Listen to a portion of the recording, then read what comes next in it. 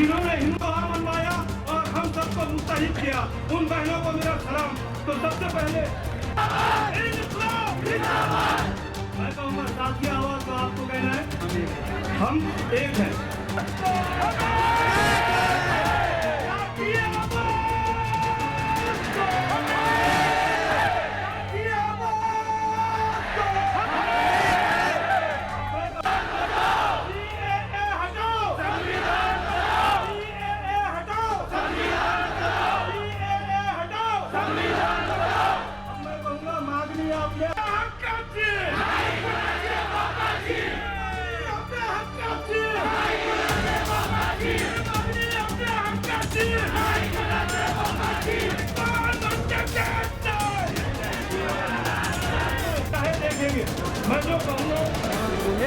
मैं जो कहूँगा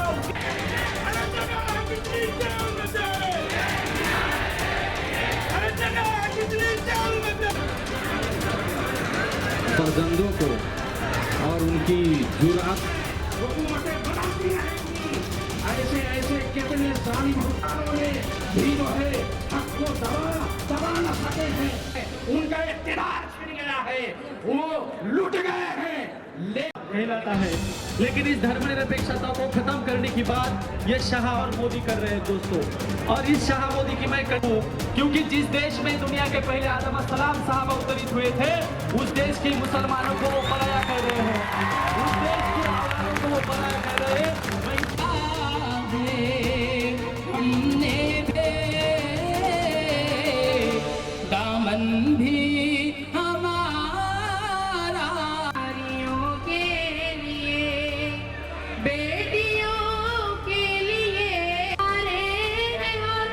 जनसभाएं बलात्कारियों के को ऐसे भी अपने तौर पर दावत देकर बुलाया है। पीछे के सीटों पर जो लोग बैठे हैं कुर्सियों पर, भाई भाई हिंदू मुस्लिम भाई, सीएबी को वापस लो।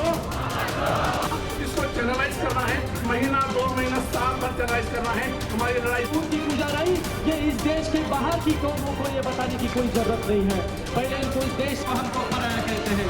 इसलिए दोस्तों आज वो वक्त है, इस वक्त के ऊपर हम जाके एक कौम की नहीं बराबर है। ये लड़ाई संविधान की है, ये लड़ाई ये आदिवासियों के खिलाफ काम करते हैं, ये हिंदुओं के खिलाफ, क्योंकि उन्होंने सच्चे शिवाजी बताई थे। इन्होंने गौरी लंकेश की औरत को गोलियां मारी, क्योंकि गौरी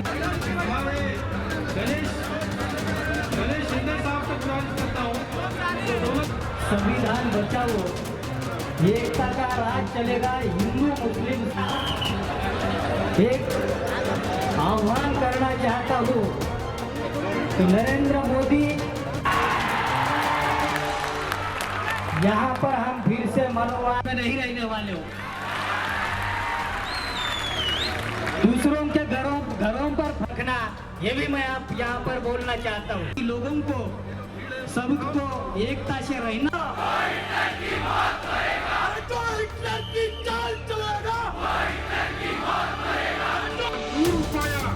कुदरत के सब बंदे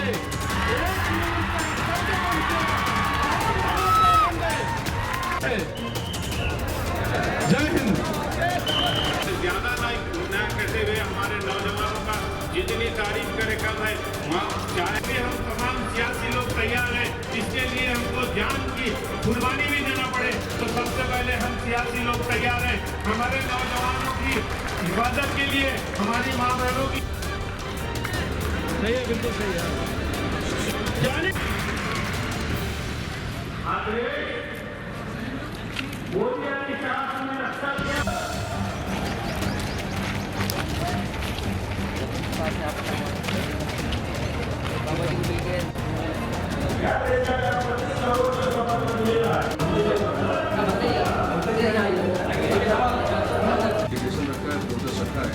उसके लिए आप जो है कई मामलात में आपने जो है हम लोगों को टाइप हम जो मेमोरेंडम देने के लिए आपके पास आए। असल में हमारा ये मुल्क जो है जमहूरी और भेदभाव वाला ये मुल्क नहीं। आज के हमारे इस धरने से हम हुकूमत हिंद से मुतालबा करते हैं कि वो इस काले कानून को जो CAA उन्होंने पास किया है उसको जो है तो वापस लें। आज का ये पूरा मॉब इस बात की दलील और इस बात की अलामत है कि हम उस वक्त तक जो है खामोश नहीं बैठेंगे जब तक कि जो है ये काला कानून वापस नहीं लिया जाएगा। इसलिए कि काला कानून मुसलमानों के नहीं, मुसलमानों के हमारे भारत का जो आइन और दस्तूर हैं उसके ख़िलाफ़ है और हम जो है भारत के आइन और दस्तूर के ख़िलाफ़ किसी भी तरह का कोई कानून बनने नहीं देंगे, पास होने नहीं देंगे और उसके ख़िलाफ़ उस वक्त तक एहतजाज करते रहेंगे, उस वक्त तक धरना देते रहेंगे जब तक कि काला कानून वापस नहीं लिया जाता। ये BJP RSS का जुमला है। नरेंद्र मोदी और अमित शाह ने इस देश का माहौल ख़राब करने की कोशिश उनकी तरफ से जारी है। मुस्लिम भाइयों को ये टारगेट बोल रहे हैं, लेकिन ये मुस्लिम भाइयों के लिए नहीं है, ये तो सभी जाति धर्म के लोगों को और ख़ास तौर करके संविधान को ठेस पहुंचाने की इनकी कोशिश है। और इस देश का माहौल यहाँ पर आप पूरे देश में ख़राब होते जा रहा है। जल्द से जल्द ये नागरिकत्व का बिल उन्होंने वापस लेना चाहिए और जैसे अमन और शांति के साथ विविध जाति धर्मों के लोग इस देश में रहते हैं, एकात्मता से रहते हैं, भाईचारा से रहते हैं, इसके लिए इन्होंने वैसी ही शांति और अमन कायम रखने के लिए ये जो नागरिकत्व का बिल है इन्होंने जल्द से जल्द वापस लेना चाहिए, नहीं तो और भी बात बिगड़ सकती है। ये बात उन्होंने ध्यान में रख कर के देश हित को सामने रखते हुए ये नागरिकत्व का बिल वापस लेना चाहिए और सभी जाति धर्म के लोगों को ये समझ में आनी बात चाहिए कि ये संविधान के लिए खतरा है और संविधान को बचाने के लिए हम सभी लोगों को एक साथ में कंधे को कंधा मिला करके अमन और शांति के साथ ये नागरिकत्व बिल को वापस भेजने के लिए हमें कोशिश करनी चाहिए। आज का जो धरने आंदोलन है, जो बिल जो भारत सरकार के तरफ से जो पास किया गया है उसका निषेध करने के लिए सिख समाज इसका पुरजोर विरोध करता है, निषेध करता है।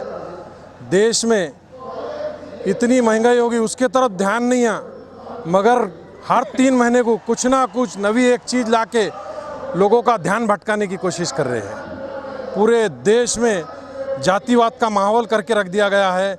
आज तक कभी भी इतना माहौल कभी भी देश में नहीं खराब हुआ है। जो देश में महंगाई इतनी बढ़ रही उस पर ध्यान नहीं देते हुए अगर उनको पूछेंगे देश में इतनी महंगाई कैसी होगी, उन्होंने पूछेंगे बालाकोट में घुस के मारे कि नहीं मारे। उनको बोलेंगे दूसरा कुछ तो उन्होंने बोलेंगे धारा 370 करे कि नहीं करे।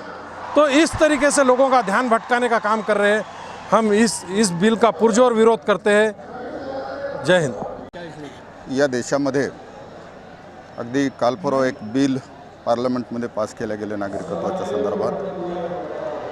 खरं तर हे बिल तसं पास करण्याची तशी काहीच आवश्यकता नाही, परंतु देशामधल्या आता सध्याच्या काळामध्ये जो माहोल चालू आहे तो अत्यंत सुंदर आणि चांगला माहोल या देशामध्ये पाहायला मिळतो। भारत एक जागतिक स्तरावर सगळ्या जगामध्ये असं एक राष्ट्र आहे की ज्या राष्ट्रामध्ये अनेक जाती धर्माचे लोक आणि वेगवेगळ्या भूप्रदेशातली माणसं इथं एकत्र अत्यंत समारंभाने आणि आनंदाने राहतात। काही लोकांना हे आनंदाने राहणंच किंवा एकजुटीने राहणंच मला वाटतं डोळ्यात खपतंय की काय अशा प्रकारचा विषय या बिलाच्या पाठीमागे मला दिसतो। मला असं वाटतं की हा तर खरोखर घटनेवर केलेला हा घाला आहे, संविधानावर केलेला हा घाला आहे की या देशामधला आज सबंध देशामधला मुस्लिम समाज अत्यंत अस्वस्थ आहे। खरं तर सरळ सरळ मुस्लिमांवर हा हल्ला करण्याचा प्रयत्न या बिल पास करण्याच्या दृष्टीने दिसतो आहे, परंतु या देशामध्ये अनेक वर्षापासून हजारो वर्षापासून मुस्लिम बांधव आमच्यासोबत अत्यंत समारंभाने राहतात। छत्रपती शिवाजी महाराजांच्या काळामध्ये अत्यंत महत्त्वाच्या ठिकाणावर अत्यंत इमानदारीने काम करणारी जी मंडळी आहे, जे सैनिक होते ते मुस्लिम सैनिक होते। इतिहासामध्ये एकही पुरावा असा सापडत नाही छत्रपती शिवाजी महाराजांच्या की एखादा मुस्लिम सैनिक त्यांना कुठेतरी फितूर झालेला आहे, कुठेही दिसत नाही। म्हणून अत्यंत पीसफुल असलेलं वातावरण असताना सुद्धा मग 370 कलम असेल किंवा आता अलीकडं नागरिकत्वाचं बिल पास केलेलं असेल, ह्या सगळ्या गोष्टी या जनतेला आणि या देशाला अस्वस्थ करणाऱ्या आहेत आणि या ठिकाणी शासनानं आणि या देशामधल्या ज्यांनी कोणी हे बिल मोदी शहांनी जे पास केलेलं आहे, सगळ्या देशवासियांच्या वतीनं, सगळ्या सर्वधर्म समाजाच्या आणि जातीच्या वतीनं मला असं वाटतं की त्यांनी ते बिल मागे घ्यावं आणि या देशामध्ये भाईचारा आणि शांततेचं वातावरण ठेवावं, एवढी मी या निमित्तानं आज विनंती करतो. आज संबंध मुस्लिम बांधव अस्वस्थ आहे, त्यांना घाबरण्याचं कारण नाही. या देशामध्ये संविधान मानणारे अनेक हिंदू आपल्यासोबत आहेत, अनेक वेगवेगळ्या पक्षाचे आणि आमच्यासारख्या मराठा सेवा संघासारख्या सामाजिक संघटनांचं काम करणारे सगळे कार्यकर्ते आणि सर्व जनता आपल्यासोबत आहे, एवढं या ठिकाणी मी बोलतो आणि थांबतो. धन्यवाद. जय जिजाऊ, जय शिवराय. NRC आणि CAA या काळ्या कायद्याच्या माध्यमातून मोदी आणि शहाची सरकार CAA आणि NRCच्या माध्यमातून मोदी आणि शहाची सरकार हे काळे कायदे आणून या देशातील त्या हिंदूंना पाकिस्तानमधून आणू इच्छिते, ज्या हिंदूंनी जिनाची निवड केली होती, आणि त्या मुसलमानांना देशाबाहेर काढू पाहते, ज्या मुसलमानांनी, भारताच्या मुसलमानांनी गांधी, नेहरू आणि बाबासाहेब आंबेडकरांना निवडलं होतं. हे फक्त एका धर्माच्या विरोधातलं नसून हे संविधान विरोधी आहे आणि संविधानच्या कलम 14 ते 21 पर्यंत ज्या मूलभूत अधिकार आहेत, त्या मूलभूत अधिकारांचं उल्लंघन, स्पष्ट उल्लंघन पार्लिमेंटच्या माध्यमातून हा हल्ला संविधानावर करण्याचा डाव मोदी आणि शहा यांनी आखलेला आहे. म्हणून हे कोणत्या एका समाजाचं नाही आहे, फक्त JNU आणि जामिया अपवाद नाही आहेत, फक्त AMU नाही आहे, तर बनारस हिंदू युनिव्हर्सिटीसुद्धा मैदानात उतरलेली आहे.